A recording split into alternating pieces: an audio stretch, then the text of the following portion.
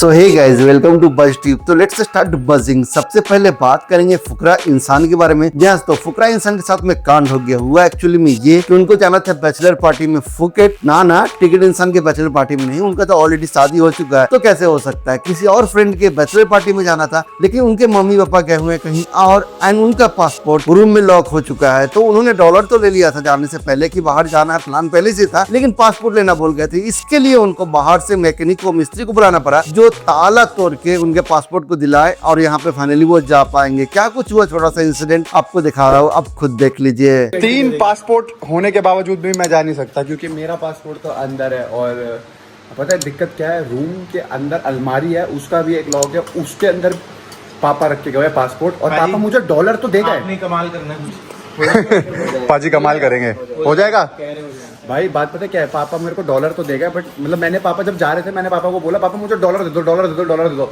मैं पासपोर्ट दे दो तो बोलना ही भूल गया। लग गई पहली की नहीं लगी। भैया देखो सब ठीक है, बट जीजू का एक आदेश है। जीजू ने बोला जो इस गेट की चाबी बनाएगा उसके हाथ काट देना ताकि आज के बाद वापसी ना बना पाए। चलेगा। अरे भाई पाजी मस्त है यार। वो कह रहे हैं हमारे साथ ही रहेगा वो फिर। ओ भाई साहब, भैया ने खोल दी भाई, वो भी बिल्कुल 5 मिनट में भैया, एक्सपर्ट। अब भैया से हम भैया के हाथ ले लेंगे या फिर ये चाबी ले लेंगे। बात करेंगे नकुल ढल के बारे में भी। जो भी कंट्रोवर्सीज चल रहा है, देखेंगे जो भी कंट्रोवर्सीज किसी के साथ भी होता है, फायदा दोनों ही पक्ष को होता है। दोनों ही पक्ष के फॉलोअर्स बढ़ते हैं, एंगेजमेंट बढ़ता है, व्यूज बढ़ते हैं। तो ये सारा सोचा समझा कंट्रोवर्सीज होता है ताकि उनको गेन मिल सके। इसी के ऊपर में नकुल ढल रिएक्ट करते हैं कि जो भी ये कंट्रोवर्सीज होता है तो फायदा तो उन्हीं का होता है, ऑडियंस का तो कुछ होता नहीं है। छोटा सा क्लिप है, आप खुद देख लीजिए उन्होंने क्या कुछ बोला। भाई ये जो आजकल ये कंट्रोवर्सी चल रही है, तुमने सुना ही होगा, आजकल ये चल रही है, इस पे तो भाई जेन्युइन ओपिनियन बताओ। मेरा जेन्युइन ओपिनियन ये है कि मतलब ये जो भी ये कंट्रोवर्सी चल रही है, इसमें तुम देखना कि जैसे मैं तुम्हें अपना ओपिनियन बताता हूँ। मेरा ओपिनियन क्या है, तुम जैसे ये जो भी बात है पूरी, अगर तुम पूरी बात देखोगे, नोटिस करोगे जो भी चल रही है, इसमें क्या हो रहा है कि जितने भी ये सब लोग हैं अब जैसे तुम देखो, मैं बताता हूँ मैं क्या सोच रहा हूँ, ठीक है। अब जैसे ये बात हुई है, इस बात में जितने भी सब लोग थे, इन सबको लग रहा था कि आप देखो, जैसे मैं सोच रहा हूँ इस बात में कि मेरा ओपिनियन देखो जेन्युइनली ये है इस वाली बात में कि ये जो कंट्रोवर्सी थी, मतलब थी क्या है, चल रही है कंट्रोवर्सी, सबसे ज्यादा ये चल रही है। इसमें सबसे ज्यादा फायदा देखा जाओ तो उसका हुआ है, क्योंकि देखो मेरे ओपिनियन में इस कंट्रोवर्सी से, हाँ दोस्तों, एक पर एक घटना सामने आया जो कि काफी शॉकिंग है। घटना में देखेंगे एक महिला जो कि इंजीनियर है, रेलवे पटरी पे 4 व्हीलर चला रही है दोस्तों, और वो भी थोड़ी दूर नहीं, 7 से 8 किलोमीटर वो चला चुकी है। चलाने से पहले वहाँ के लोकल पब्लिक ने उन्हें मना किया, रोकने की बहुत कोशिश की, लेकिन उसको वो नहीं मानी, धमकी दी और चला दी, जिसकी वजह से हैदराबाद बेंगलोर ट्रेन को 2 घंटे तक लगभग पटरी पे रोकना पड़ा वहाँ पे। फिलहाल तो वो महिला को अरेस्ट कर लिया गया है और उनके मानसिक संतुलन का यानी कि दिमाग का जांच किया जा रहा है कि कहीं उनके दिमाग में कोई प्रॉब्लम तो नहीं हुआ, ऐसा क्यों किया, ये जानने की कोशिश की जा रही है।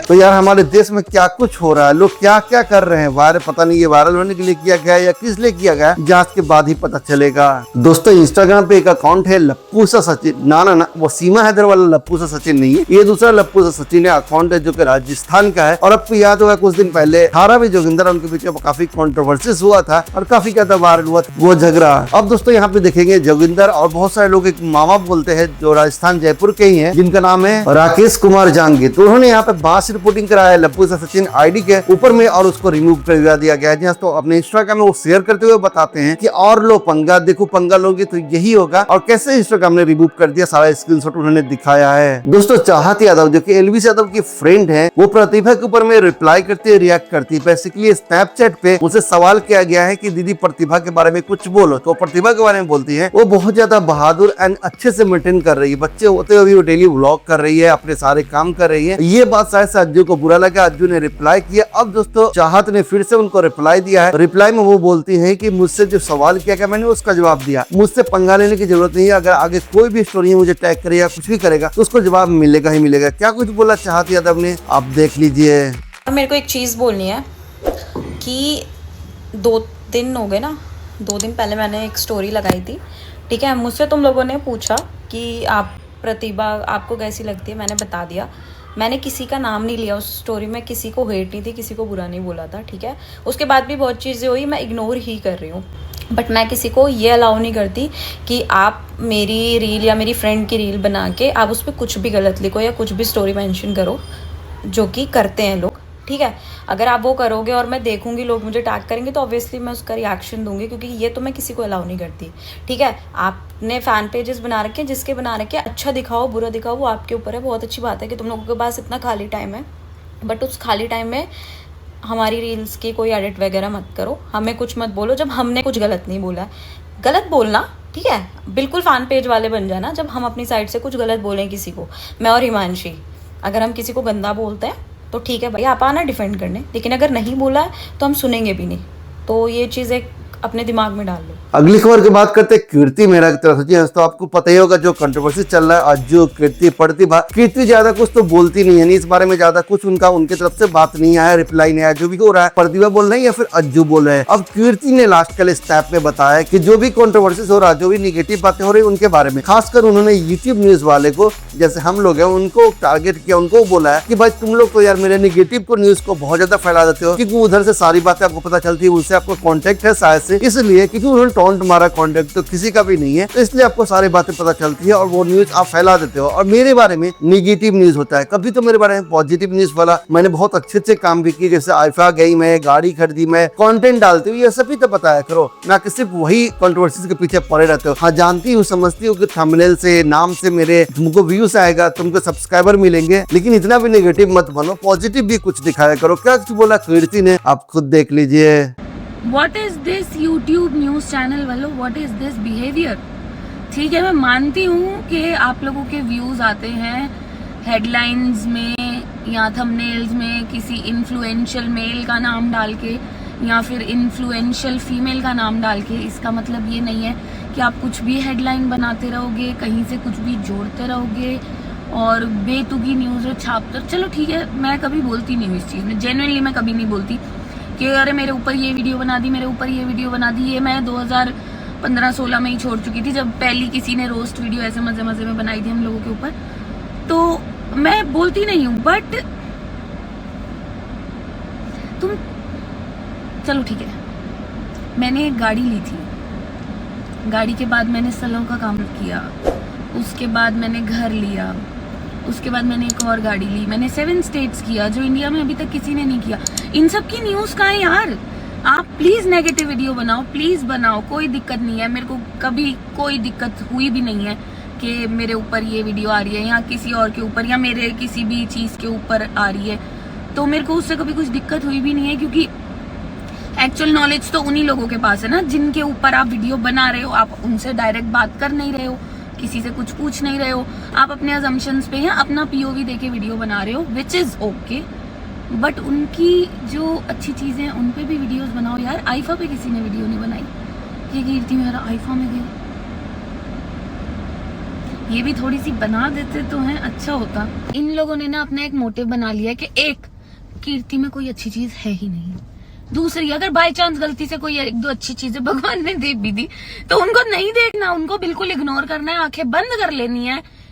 और यही मोटिव अब मैंने बना लिया है कि अब मुझे तुम ही लोगों को इग्नोर करना है। अब बोलेंगे तेरे में कुछ अच्छा हो तो देखे भी तो ठीक है। नेक्स्ट न्यूज है अपूर्वा के बारे में। जस्ट द रेबल किड, क्या वो बिग बॉस में जाने वाली है? देखेंगे पैप ने उनको स्पॉट किया मुंबई में कहीं पे, उनसे सवाल किया गया क्या आप बिग बॉस में जा रही है फिलहाल, तो उन्होंने ये सवाल को इग्नोर कर दिया। इग्नोर का मतलब ये हुआ कि उनसे कॉन्टेक्ट किया गया, शायद से वो जा सकती है। तो दोस्तों क्या अगर अपूर्वा बिग बॉस में जाती है, फिलहाल तो वो ट्रेटर कर रही है, ट्रेटर का फाइनल बहुत जल्द आने वाला है और कौन जीता न्यूज में आ चुका है। लेकिन क्या अगर वो बिग बॉस में जाती है तो बिग बॉस में आप सपोर्ट करेंगे और आपके हिसाब से बिग बॉस में उनको जाना चाहिए या नहीं जाना चाहिए? प्लीज कमेंट करके जरूर बताना। बिग बॉस में जा रहे हैं, आराम से चलेगा पैसा ही तुम नकली थोड़ी पहन सकते हो, स्टार हो, ट्रेंडिंग स्टार हो आज के। बिग बॉस में भी आप जा रहे हो। दोस्तों क्रेजी दीप ने इंस्टाग्राम में स्टोरी डाला है कि वो 30 दिन के लिए सोशल मीडिया से गायब रहेंगे। हाँ, अलग से वीडियो आएगा, यानी कि यूट्यूब पे जो मेन चैनल है उनका कंटेंट आएगा, लेकिन वो इंस्टाग्राम से सोशल मीडिया से ऑफलाइन रहेंगे। बेसिकली जो ऑनलाइन रहते हैं इंस्टाग्राम में वो नहीं आएंगे, यानी 30 दिन तक वो कहीं ना कहीं तो जा रहे हैं या कुछ काम में जा रहे हैं। अगली खबर की बात करें दलजीत दोसांझ के बारे में। तो आपको पता ही है सरदारजी 3 के बाद में जो कंट्रोवर्सी चल रहा है, अब इम्तियाज अली जो कि डायरेक्टर है, बहुत अच्छे फिल्म बनाते हैं, उन्होंने दलजीत दोसांझ का सपोर्ट किया। उनका ये कहना है, जब उनसे पूछा गया दलजीत दोसांझ के बारे में, तो वो बोलते हैं कि दलजीत दोसांझ बहुत बड़ा पैट्रियोटिक है, मतलब बहुत बड़ा देशभक्त है। एंड साथ ही बहुत ज्यादा रिमर फैल रहा था कि बॉर्डर 2 से उनको हटा दिया गया, उनको रिप्लेस किया गया किसी और के द्वारा, लेकिन ऐसा कुछ नहीं है। बॉर्डर 2 की टीम की तरफ से ये न्यूज आया है कि उनको रिप्लेस नहीं किया गया, उनको हटाया नहीं गया, यानी बॉर्डर 2 में आपको दलजीत दोसांझ देखने को मिलेंगे। अगली खबर की बात करते हैं रेखा गुप्ता। जी हाँ दोस्तों, रेखा गुप्ता से सवाल किया गया, जो कि दिल्ली की सीएम है, कि क्या कुणाल कामरा, यानी कि आपको पता ही है कुणाल कामरा का कंटेंट कैसा होता है, वो किसके ऊपर वीडियो बनाते हैं, पीएम के, सीएम के, जो पॉलिटिक्स में है, बीजेपी में है, ज्यादातर उनके ऊपर में रोस्ट का वीडियो बनाते हैं, सॉन्ग्स को मॉडिफाई करके उनके ऊपर वीडियो लेके आते हैं, जिसके कारण उनसे काफी लोग हेट करते हैं। तो वही सवाल उनसे किया गया रेखा गुप्ता से कि क्या कुणाल कामरा अगर दिल्ली में आते हैं, शो करते हैं और पीएम को या फिर सीएम का मजाक उड़ाते हैं, तो आप उनको शो करने देंगी? तो रेखा गुप्ता बोलती हैं कि वो अपने रिस्क पर आए। हालांकि रेखा गुप्ता एक सीएम है, यानी उनको ये जवाब देना चाहिए था कि हाँ आके वो कर सकते हैं, उनका वेलकम है, लेकिन लिमिट में करके करना चाहिए, या फिर कुछ जो कानूनी दायरा है उसके अंदर में ही रह के करना चाहिए। अगर कानून के हिसाब से वो सब बोलना सही है तो बोले, और नहीं सही है तो नहीं बोले। लेकिन वो डायरेक्ट धमकी के हिसाब से बोले, वार्निंग दे रही है कि अपने रिस्क पर आएंगे वो। कुणाल कामरा अगर वो कहे कि उनको दिल्ली में एक कॉमेडी का शो करना है जो वो करते हैं, और वो शो में आप मान सकते हैं कि हमारे पीएम पे, सब लोग पे मजाक होगी एज अ कॉमिक, आपको क्या सलाह देंगे? दिल्ली में शो करना चाहिए कि नहीं? अपने रिस्क पे आए। तो दोस्तों आज के वीडियो में बस इतना ही था। उम्मीद है वीडियो काफी पसंद आया होगा। पसंद आएगा तो इस वीडियो को लाइक कर देना, चैनल सब्सक्राइब करके बेल आइकन जरूर दबा देना, क्योंकि ऐसे वीडियो मैं लेके आता रहता हूँ। तो मिलते हैं अगले वीडियो में, तब तक के लिए अपना ख्याल रखना। जय हिंद।